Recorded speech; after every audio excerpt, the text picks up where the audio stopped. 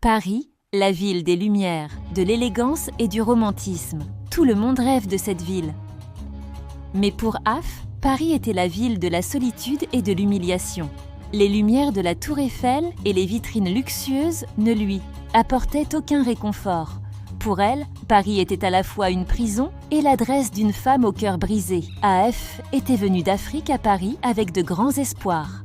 Son grand-père, Kwasi, souhaitait lui offrir la meilleure vie possible et l'avait encouragée à épouser Kofi Houghton, l'un des hommes d'affaires les plus respectés de Paris. Elle se souvenait encore du jour où il lui avait dit « Kofi te donnera un château, il te sortira de ce village ».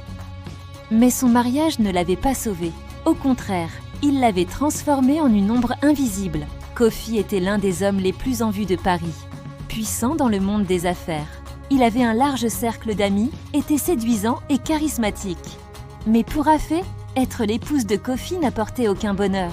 Kofi la traitait non pas comme une femme, mais comme un fardeau qu'il n'arrivait pas à oublier. Son attitude balayait les moindres fragments d'espoir dans leur mariage. Ce qui assombrissait encore plus la vie d'Afé, c'était Zara. Zara était l'une des créatrices de mode les plus célèbres de Paris. Ses vêtements coûteux, son élégance et son arrogance étaient ses principales caractéristiques. Mais le trait le plus marquant de Zara était probablement la place qu'elle occupait dans la vie de Kofi, bien plus grande que celle d'Afé.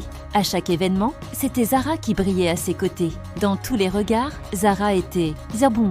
Une star Zara n'était pas entrée dans leur vie seulement en tant que conseillère en mode, mais également comme la maîtresse de Kofi, connue mais non avouée. Les sourires flamboyants de Zara rapprochaient Kofi d'elle, et chaque jour, cela éloignait davantage Afé. Un soir, Afé surprit une conversation. Elle reconnut la voix arrogante de Zara résonner. « Kofi, tu es vraiment patient, c'est incroyable. Ton épouse venue du village ne s'est toujours pas adaptée à Paris, n'est-ce pas? C'est si étrange qu'une femme comme elle reste dans ton cercle social. Mais toi, regarde-toi, tu es un homme fort. Ce mariage ne te ridiculise pas trop. À Paris, n'est-ce pas ?» Quand elle entendit Kofi rire, le cœur d'Afé se brisa en 1000 morceaux. Entendre Zara manipuler Kofi comme un enfant était insupportable, mais elle ne pouvait rien dire. Depuis des années, elle vivait derrière des murs de silence et de résignation. Un matin, Afé faisait le ménage dans la maison quand elle remarqua quelques documents négligemment posés sur le bureau de Kofi. Ces dernières semaines, Kofi rentrait souvent tard en prétextant des réunions d'affaires. Mais ce qu'elle découvrit dans une enveloppe alourdit davantage son cœur. Lorsqu'elle tomba sur des factures d'hôtel, Afé comprit que ce que Kofi appelait des voyages d'affaires avec Zara étaient en réalité des escapades romantiques. Les noms des hôtels et autres détails révélaient tout. En tenant ces documents, ses larmes ruisselaient sur ses mains. Elle se demanda pourquoi elle était restée si longtemps dans ce mariage factice. Si son mari ne la voyait pas comme une femme à aimer, protéger ou chérir, pourquoi continuait-elle à rester à cette table vide? Le soir même, lorsqu'il rentra, Afé rassembla tout son courage et lui demanda des comptes. « Et qu'est-ce que c'est, Kofi? Ta relation avec Zara n'a rien de professionnel. Je ne suis pas idiote. » Kofi poussa simplement un soupir et hocha la tête. Ses mots furent encore plus cruels que son silence. « Afé, Zara fait partie de ma vie professionnelle. Toi, je t'ai épousée parce que je le devais, parce que je devais quelque chose à ton grand-père. Mais que pourrais-je lui dire? Tu ne peux pas exister dans mon monde. Tu as toujours été une femme de l'arrière-plan. » Ces paroles détruisirent Afé. Cette nuit-là, elle fit silencieusement ses bagages. En quittant la maison, elle laissa derrière elle des années de mépris et un cœur brisé. Elle n'avait aucun plan de retour. Afé erra seule dans les rues de Paris et traversa des moments difficiles. Pendant une semaine, elle trouva refuge dans un petit centre d'hébergement. Elle survécut parfois en marchant dans les rues ou en dormant sous les ponts. Mais une petite voix intérieure ne cessait de lui répéter « Tu dois te retrouver, personne d'autre ne le fera pour toi ».